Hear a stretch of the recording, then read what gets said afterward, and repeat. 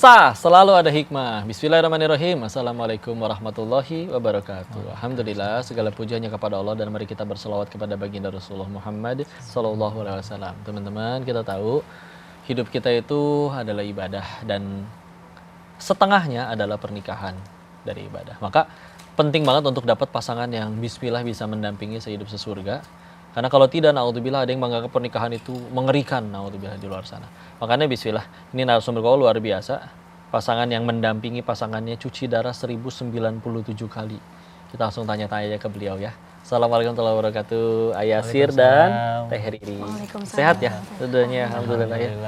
Alhamdulillah, mudah-mudahan selalu dipersatukan sampai surganya Allah. Amin. Alhamdulillah. Kita izin ngobrol-ngobrol. Ya, boleh. Awalnya tuh gimana sampai akhirnya ketahuan ini sakit dan harus cuci darah terus-menerus? Gejala awalnya waktu itu apa pertamanya? Ya, berawal kita menikah tahun 2014. 2014.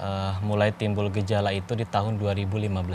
Setahun pernikahan. Di situ timbul gejala-gejala kayak sesak nafas, badan menjadi bengkak, pipisnya jadi lebih sering, di mulut kayak ada aroma besi karat. Nah, di situ kita langsung periksa ke dokter. Pertama vonis itu jantung bocor.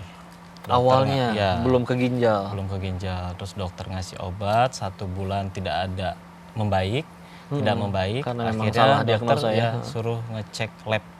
Cek lab, disitulah baru ketahuan kalau ginjal aku itu kata dokter ini udah parah banget. Apa yang dicek, darahnya atau urinnya?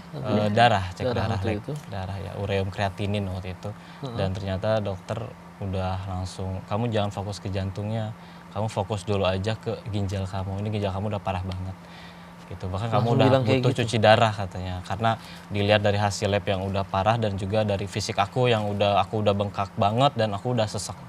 Waktu itu tuh ya, 2015. Dan dari situlah mulai aku divonis gagal ginjal, disuruh cuci darah. Sebenarnya aku dulu masih belum mau ya, belum menerima. Dalam waktu 4 bulan, 5 bulan itu masih coba-coba alternatif, herbal, dan tidak membaik. Akhirnya pada tanggal 19 Oktober 2015 pertama kali cuci darah. Terus aku cari tahu di internet, di media, cuci darah itu apa, gagal ginjal itu apa. Dan ternyata gagal ginjal kronis itu belum ada obatnya dan harus cuci darah seumur hidup. Gitu. Beda lagi kalau gagal ginjal akut itu masih ada kemungkinan kembali lagi fungsi ginjalnya. Sedangkan aku udah divonis gagal ginjal kronis. Saat aku tahu ini harus seumur hidup, dulu yang pertama aku lakukan itu adalah aku bersama almarhum mama ngobrol dan untuk mencoba mengembalikan istri aku dulu untuk ke orang tuanya secara baik-baik. Gitu. Karena masih baru nikah banget, belum ada anak juga, mungkin suami itu merasa tidak ingin mengajak istrinya untuk menjalani ini seumur hidup. Jadi mertuaku bilang, nawarkan untuk dipulangin lagi aja ya, mumpung masih muda. Ngobrol kayak gitu sama ibu, berarti Teteh waktu itu belum tahu? Belum. Sudah. Iya, maksudnya niatnya. Belum tahu. Jadi yang nanyanya pun ibu almarhum. Jadi ngobrol berduanya sama ibu mertua almarhum. Jadi jawabnya apa berarti waktu ditanyain gitu Teh? Kalau dia ngumpet di kamar mungkin takut juga sama jawaban. Waktu itu kaget juga, sempat malah marah. Maksudnya ya ujian kan tidak bisa pilih ya. Aku sudah menikah juga, jadi ujian suami udah pasti jadi ujian aku juga. Maksudnya ingin dipulangkan, sempat marah juga kenapa seolah meragukan kesetiaan, meragukan aku. Jadi kayak emang nggak percaya aku bisa. Meskipun itu niatnya kan baik sebetulnya. Justru kan itu bukti sayang kan ya. Nggak pengen orang yang disayangi malah jadi repot gara-gara kitanya gitu kan. Betul banget. Apa akhirnya mulai berdamai untuk yuk kita sama-sama terus komitmen sejauh ini sampai akhirnya bertahan sampai ini sejauh ini. Di 2 tahun awal jujur kita benar-benar terpuruk ya dulu secara mental, masih sering sedih, masih sering nangis. Secara ekonomi kita benar-benar nggak ada penghasilan sama sekali, tabungan sampai habis, uang sampai nggak punya gitu. Akhirnya mulai bangkit dan menerima penyakit ini tuh di tahun ketiga lah. Tahun kedua pernikahan. Tahun ketiga. Kalau pernikahan tahun keempat berarti ya. Oh berarti tahun ketiga setelah vonis ya. Selisih 1 tahun. Situ kita mulai jualan di depan rumah, dimodalin sama Masya kakak. Pinjam gitu. modal. Pertama kali dagang apa? Kita jualan otak-otak Es, sama otak-otak. es. Masya Allah, jajanan Ya, ya. jajanan. Pinggir sungai. Biar supaya yang nonton tahu juga sebetulnya seberapa besar sih biaya sekali cuci darah itu? Untuk biaya cuci darah sebenarnya alhamdulillah tercover oleh BPJS. Ustaz. Oh masih bisa ya. Ya, Alhamdulillah adapun ya. obat-obatan, vitamin, lab darah itu ada yang tercover, ada yang tidak. Kalau lab yang lumayan mahalnya, vitamin yang lumayan mahalnya itu tidak tercover. Kalau di Bogor di mana? Di PMI. PMI Bogor. PMI yang dekat Botanis itu Pak Jajaran. Oke. Ya betul. Tapi untuk cuci darah itu beda sama transfusi darah, jadi Oh, tidak beda ya? perlu Beda. donor Oke, oke, darah Beda. Kalau cuci darah itu benar-benar darah aku dari tubuh si pasien. dikeluarin, Ke mesin dulu ya. ya dimasukin ke ditarik sama mesin. Dia melalui proses dialiser, ada tuh ginjal buatannya. Jadi disaring. Diproses di situ, dimasukin lagi. Jadi sirkulasi. Oke, jadi Ya, jadi bukan pakai tambah darah, bukan ditransfusi. Iya, ini awam ya. Karena kan kalau misalkan kalau ya itu dia pertanyaan awam, kalau nggak tahu dikiranya ya perlu darah dari transfusi selama berapa lama sekali. Iya. Durasinya berapa hari sekali atau seminggu berapa kali? Seminggu 2 kali. Seminggu 2 kali. Terus sekali sesi itu 5 jam. 5 jam. Dan kalau misalkan nggak dicuci, apa yang dirasa di badan apa? Pertama akan ada yang penumpukan racun, limbah yang seharusnya dibuang gitu ya. lewat Yang urin ya. kedua akan adanya penumpukan cairan. Karena untuk yang cuci darahnya udah lama itu biasanya udah nggak pipis lagi, Ustaz. Oh gitu. Iya. Makanya kalau aku minumnya banyak, itu otomatis dia akan menumpuk di dalam tubuh. Nah, itu bisa. Oh karena Cuci bermasalahnya di ginjalnya Iya. ya, jadi dia nggak ngebuang pipis. Iya. Jadi nanti. Jadi salah satu fungsi cuci darah itu selain menyaring limbah racun di dalam darah, dia pun berfungsi untuk membuang cairan berlebih dalam tubuh yang seharusnya dibuang melalui urin. Masya Allah, la haula wala quwwata illa billah. Ya, betul. Nih makin penasaran nih pemirsa tentang ujian cinta mereka. Tadi pengetahuan medisnya ya, kalian tambah tahu tentang cuci darah dan penyakit ginjal. Untuk jangan kemana-mana, kita akan ngobrol lagi lebih banyak lagi dengan beliau-beliau ini. Jangan kemana-mana, tetap di Sah Selalu Ada Hikmah. Ya mungkin karena aku orang sakit gitu ya, kadang mikirnya udah ke bab kematian aku mikirnya ya Allah, semoga nanti husnul khotimah, udah itu. Oh iya, itu dia. Udah husnul Itu khotimah. dia. Sah, selalu ada hikmah. Kita lanjut lagi ngobrol sama Yasir dan Teh Riri. Alhamdulillah. Kalau tadi sambil nunggu break tuh sebetulnya penasaran ya. Pas kalian akhirnya ngejalanin ini dan dari awal ngerintis naik motor, duaan, boncengan untuk ke tempat cuci darah. Apa yang diobrolin itu sambil di jalan? Sebenarnya kita tuh paling sering momen kalau pulang cuci darah itu hujan. Oh ya Bogor teh ya. Iya, Bogor teh ya. hujan. Sambil kita pakai baju adat Bogor. Jas hujan. Jas ya? hujan. Pasti udah bisa bercanda. Alhamdulillah ya. Jas hujan. Gimana? Kita Ngobrolin apa? sambil ya Allah, pengen punya mobil. Sambil ya Allah, pengen punya mobil. Kita sambil teriak-teriak di motor. Iya ya. Dan alhamdulillah. Alhamdulillah. Allah Maha Kaya ya. Iya. Sekarang udah ada. Dulu kau juga sama istri hujan-hujanan, pulang dari masjid tapi bukan ceramah, jualan kaos kaki di emperan di depannya. Pulang hujan-hujanan sama istri, lakunya mah nggak seberapa. Ya, tapi ketika dibilang pernikahan adalah salah satu gerbang rezeki, berarti teh bener ya, udah ngebuktiin ya. Teh Riri dulu gimana nguatinnya teh pas tahu ada seperti itu? Terus gimana setiap kali nguatin AA-nya misalkan? Aku nggak bisa terlalu nguatin, nggak bisa terlalu ngasih kata-kata yang indah mungkin yang mungkin bisa membangkitkan semangatnya. Justru dengan cara jarang sekali membahas tentang sakitnya. Jadi justru biarkan nggak pernah dia diungkit. tidak terlalu fokus sama sakitnya, buat dia merasa tidak menjadi beban siapapun. Jadi aku menyemangatinya dengan selalu ada di sampingnya dengan ceria menjalani setiap hari-hari kayak jualan pinggir jalan hujan-hujanan tapi sambil ketawa-ketawa. Jadi buat dia tetap merasa dinikmati kalau bareng. aku bahagia dengan walaupun kondisinya terbatas seperti ini. Memang dan dari sudut pandang suami juga justru yang berat itu bukan sakitnya, tapi ketika ngelihat orang yang kita sayang harus susah gara-gara kita ya. Iya. Jadi salah satu yang aku bisa berikan ada selama ini jangan terlihat susah oleh suamiku dan alhamdulillah memang tidak pernah merasa susah juga. Ya, alhamdulillah. Nah, Ayasirnya berarti gimana nih rencana membalas kebaikan istrinya? Selain tentu mudah-mudahan bisa menggandeng tangan beliau ke surganya Allah ya. Ya, yang paling utama aku tuh selalu setelah selesai sholat atau saat momen-momen berdoa kepada Allah, aku tuh selalu menyelipkan, ya Allah, aku ridho atas istri aku. Ya. Aku ridho atas istri aku ya Allah. Itu yang paling mahal. Sudah terbalas kok, setiap malam sudah diridhoi, setiap hari, setiap sebelum tidur sudah diridhoi saja sudah terbalas. Alhamdulillah. Itu yang paling mahal. Kita tahu yang paling mahal hadiah dari istri untuk nyampe ke surganya Allah adalah memang ridho suaminya. Nah, ini suaminya alhamdulillah selalu mengatakan ridho, maka ya sudah, itu mah ya punten ya. Ibarat satu kaki mah udah di surga lah itu mah insya Allah, selagi mereka istiqomah dalam keadaan seperti ini. Dan terus momen-momen apa yang paling manis justru diingat setiap kali selain tadi ya, hujan-hujanan, beres cuci darah, teriak-teriak bareng menyebutkan cita-cita masing-masing. Ya Allah, aduh jauh mobil. Ih, so sweet gitu. Kalau yang paling manis ya sejak Allah titipkan anak aja di tengah-tengah kita sekarang hidup terasa jauh lebih mudah aja gitu, lebih indah aja. Di setelah berapa tahun pernikahan itu putra pertama? Mau 5 tahun pernikahan, 4 tahun sakit.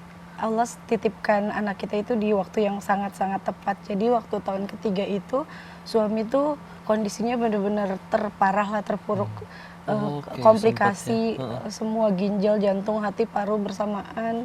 Kondisinya sudah sangat mengkhawatirkan. Ya. Bahkan sudah saling berpamitan kayak sepertinya memang akan ditinggalkan nih sekarang. Udah tuh, tapi ternyata alhamdulillah masih Allah kasih kesempatan untuk bersama-sama. Dan setelah membaik, setelah pulang tidak lama kemudian tiba-tiba hamil gitu. Padahal saat itu kita sudah pasrah aja, udah nggak berpikir, udah nggak terlalu minta keturunan lagi, minta dikasih sehat aja sama sabar. Tapi alhamdulillah malah dikasih bonus. Alhamdulillah. Masya Allah. Ya Allah, ya adil Allah ya. Koko sama istri katanya diujinya sehat, tapi ya itu keturunannya sulit. 5 tahun baru pas program, baru bayi tabung, baru pas berhasil. Alhamdulillah. Tapi ya ada ladang amalnya masing-masing. Ya. Betul. Cita-cita apa lagi nih yang selain ini, yang kau tadi kan teriak, ya Allah, pengen istriku nggak kehujanan, pengen ada mobil. Cita-citanya pengen Nambah anak lagi mungkin di sini. amin, pengen banget sih, tapi pengen menjaga baik-baik aja anak titipan Allah yang sekarang sudah ada. Pengen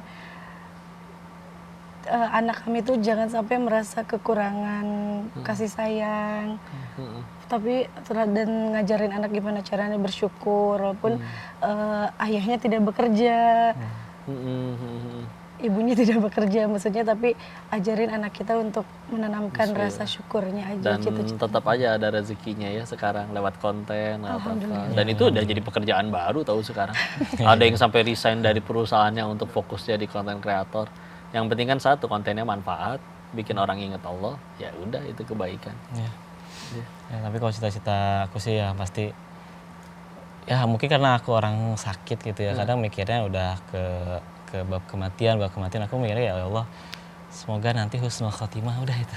Oh iya, itu dia. Udah husnul khotimah. Itu dia. Dan Nabi pernah menyebutkan ya, kalau ada manusia berdoa untuk meminta husnul khotimah, syaitan akan berkata, ini manusia yang cerdas. Lihat, setan sampai muji ketika doanya seperti itu. Ya, tapi ini alhamdulillah ini kita mesti jeda lagi dulu sebentar, karena masih banyak lagi obrolan bakal kita lanjutin sama Teh Riri, Ayasir. Untuk itu jangan kemana-mana, tetap di Selalu Ada Hikmah. Semua ketaatan kamu, pengabdian kamu ke aku dijadikan pahala yang membawa kamu ke surga nanti. Amin. Insyaallah. Selalu Ada Hikmah. Kita masih balik lagi sama Ayasir, sama Teh Riri. Kita akan lanjut ngobrol-ngobrol yang inspiratif dengan beliau-beliau ini ya. Masya Allah. Tadi kau juga sempat nanya nih, itu alat untuk cuci darahnya tuh bukan alat yang kayak bisa dibeli taruh rumah kayak gitu, nggak bisa ya? Nggak bisa sih kayaknya. Tapi kalau di luar negeri mah ada yang bisa. Ada yang bisa. Tapi sebenarnya ada metode lain selain cuci darah yang bisa dilakukan di rumah. Oh gitu. Cuma kembali ke pilihan si pasiennya masing-masing, mau pilih cuci darah ke rumah sakit atau istilahnya CAPD untuk yang bisa dilakukan di rumah. Oke. Ya Allah. Gua pengen ini dong. Kalian saling mengucapkan satu sama lain. Intinya ungkapan hati ya. yang diungkapkan ke pasangan satu sama lain. Karena perjalanan kalian yang tadi 2014 sampai detik ini Allah masih persatukan, bahkan sudah diberikan kebaikan-kebaikan yang lebih banyak. Silakan dari suami dulu kepada istri. Ya. Buat istri aku. Oh iya, tuh pandangin atuh. Ini halal kan. 2014 kita menikah, berarti sekarang mau jalan 12 tahun. Alhamdulillah. Kita menikah dan jalan 11 tahun aku sakit. 11 tahun waktu yang bukan sebentar ya, dalam keadaan sakit. Suka duka sudah kita lewati. Tapi alhamdulillah kamu masih bertahan, kamu masih bisa menerima aku apa adanya, menerima ujian ini dengan ikhlas, dengan sabar. Semoga semua ketaatan kamu, pengabdian kamu ke aku dijadikan pahala Amin. yang membawa kamu ke surga nanti. Amin. Amin. Insyaallah. Ya pokoknya maafin aku kalau 12 tahun pernikahan kita ini aku banyak salah, banyak kurangnya. Ya Allah. Aku selalu mendoakan kamu, aku selalu ridho atas kamu. Masya Allah. Alhamdulillah. Terima kasih juga suamiku. Alhamdulillah. Kalau mungkin ada hal baik yang terlihat dari aku belajar semua hal baik itu dari kamu. Ah, Sabarnya, tawakalnya, Ya. husnuzonnya. Terima kasih untuk semua didikan baiknya. Terima kasih untuk setiap kelembutannya. 12 tahun tidak pernah sekalipun kamu membentak aku. Masya Allah. Tidak pernah mengeluh dengan segala kekurangan aku. Terima kasih untuk menerima setiap kekurangan aku. Aku juga banyak kurangnya. Ya kamu gak usah berpikir macam-macam, yang pasti kamu sudah cukup menjadi suami dan ayah yang baik di mataku selama ini. Semoga kita bisa berkumpul lagi nanti di surganya Allah. Amin. Amin. Ya Rabbal Alamin. Tuh pemirsa gitu atuh, Masya Allah. Alhamdulillah. Ya Allah jaga mereka ya Allah. Mudah-mudahan mereka ini diridhai oleh Allah, dijaga oleh Allah. Kalau nggak ridho Allah, mudah bagi Allah untuk memisahkan mereka. Tapi Allah pengen mereka menjadi kebaikan, jadi contoh bagi sekian banyak orang yang punten ya, mudah sekali untuk berkata cerai hanya untuk masalah-masalah yang receh, yang sepele. Tapi atas izin Allah mereka malah menjadi contoh yang sebaliknya. Mungkin kasih boleh Ayasir atau Teriri atau gantian. Barangkali ada yang mengalami hal yang serupa untuk nguatin mereka.